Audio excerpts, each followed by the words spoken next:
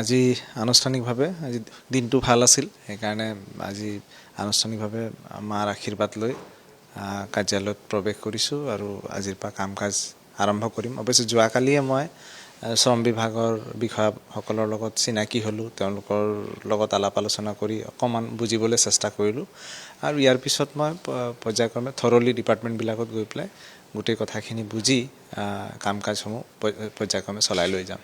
পৰিকল্পনা কিবা গ্ৰহণ কৰিছে? পৰিকল্পনা আছে।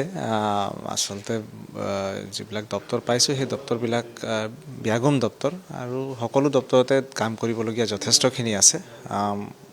মই ভাবোঁ যে আমি সেইখিনি আগবঢ়াই লৈ যাম। কিছুমান অনগয়িং কাম আছে, কিছুমান নতুন কাম কৰিব লাগিব। গতিকে পৰিকল্পনাটো যথেষ্ট আছে। মই এনেকৈ ব্যাখ্যা কৰিব পৰা, কাৰণ মোৰ বেছিভাগ দায়িত্বই মোৰ মানে এনফৰ্চমেণ্ট, মানে যিবিলাক শ্ৰম আইন আছে সেইবিলাক প্ৰযোজ্য কৰাটো দায়িত্ব। সময় খুব কমাই সময়ৰ কথা মই চিন্তা নকৰোঁ। সময়টো বাৰু এদিন পালেও যথেষ্ট, 100 দিন পালেও যথেষ্ট।